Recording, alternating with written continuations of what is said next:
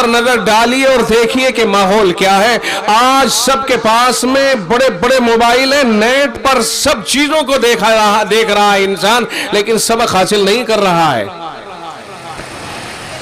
یہی جن کے لیے کر رہا ہے. سارا دن آدمی اللہ کے حکموں کو توڑ کر کے روزی بڑھانے کی کوشش کر رہا ہے.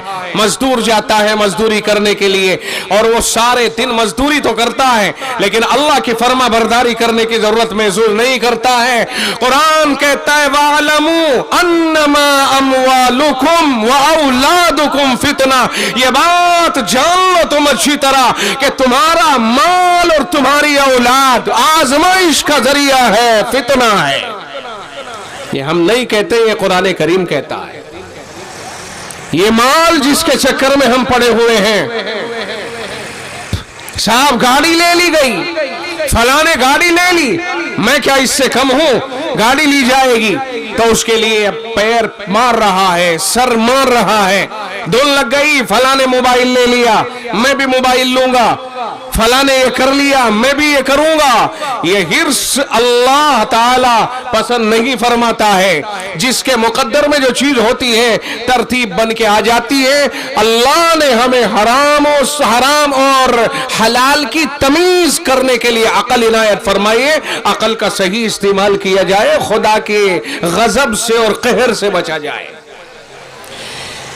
مال کام نہیں آئے گا میاں, مال وہی کام آئے گا جو راہ خدا میں لگایا ہوگا.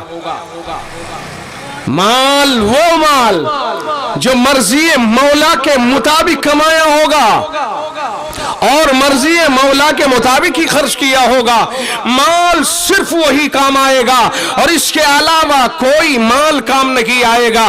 کیونکہ جو مال منشاء خدا کے خلاف خرچ کیا جاتا ہے اور منشاء خدا کے خلاف کمایا جاتا ہے اور اس مال کا حق ادا نہیں کیا جاتا, نہ اس سے زکوٰۃ حساب لگا کے دی جاتی ہے, تو رب تو اس کے بارے میں کہتا ہے یوم یحمیٰ علیہا فی نار جہنم. اس مال کو جس دن تپایا جائے گا, یاد کرو وہ وقت کہ جس دن مال کو تپایا جائے گا جہنم کی آگ میں, فتقوا بہا جباہہم, اور اس سے ان کی پیشانیوں کو داغ دیا جائے گا اور ان کے پہلوؤں کو وجنوبہم وظہورہم, اور ان کے کروٹ کو داغا جائے گا, اور کمر کے اوپر اس مال کو جہنم میں تپا کے گرم کر کے کمر کے اوپر لگا کر کے ستایا جائے گا. اور پھر اللہ فرمائے گا ھذا ما کنزتم لانفسکم, یہ ہے وہ مال جو تم نے اپنے لیے جمع کیا تھا, جو اپنے لیے اکٹھا کیا تھا, لہذا فذوقوا ما کنتم تکنزون, جو تم نے جمع کیا تھا اب اس کا مزہ چکھو. سمجھ میں آ رہا کہ نہیں آ رہا ہے؟ قرآن کریم میں واضح طور پر کہہ دیا گیا جو مال منشاء خدا کے خلاف کمایا گیا, حرام راستوں سے ناجائز راستوں سے کمایا گیا, اور جس مال کو راہ خدا میں خرچ نہ کر کے اپنی مرضی کے مطابق, نفس کے مطابق اور اللہ کے منشاء کے خلاف خرچ کیا گیا ہے, اس مال کو یاد رکھیے گا چاہے وہ شادیوں میں خرچ کیا گیا ہو. ہم نے دیکھا دولت مند اس طرح سے مال کو اڑا رہے ہیں. ہمارے یہاں تو برابر میں منڈپ ہے, ہاپوڑ میں 4-5 منڈپ ہیں, رات کی بارات ہوتی ہے, 12 1 بج جاتا ہے, کبھی کبھی 2 بج جاتے ہیں, اور سلسلہ وار اس طرح سے آتش بازیاں کی جاتی ہیں کہ کئی منٹ تک کان پڑی آواز سنائی نہیں دیتی ہے. یہاں مال منشاء خدا کے خلاف خرچ ہو رہا ہے, اور ناچ گانے میں, ڈی جے باجے میں, کھڑے ہو کے کھانا کھلانے میں.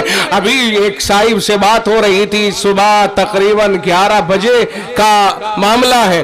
اس نے بتایا ایک صاحب کے باپ کا انتقال ہو گیا دہلی میں, زیادہ دن پہلے کی بات نہیں, ابھی ہے ماضی قریب کی بات, اور کہا کہ لوگ کیا کہیں گے مجھے اگر میں نے 10واں نہیں کیا. جو ایک رسم ہو جاتی ہے کہیں 10واں, کہ اگر میں نے 10واں نہ کیا تو لوگ کیا کہیں گے. دولت مند امیر ترین آدمی تھا, کہنے لگا 109 قسم کے کھانے باپ کے انتقال کے بعد 10वें की रस्म को अदा करने में उसने खर्च किए हैं। और कोई उसके पास अगर जाकर के कहे कि खुदा की राह में जरूरत पड़ रही है तो जालिम 1 रुपया देने के लिए तैयार नहीं होता।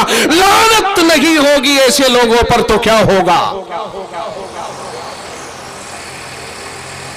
109 किस्म के खाने, बाप की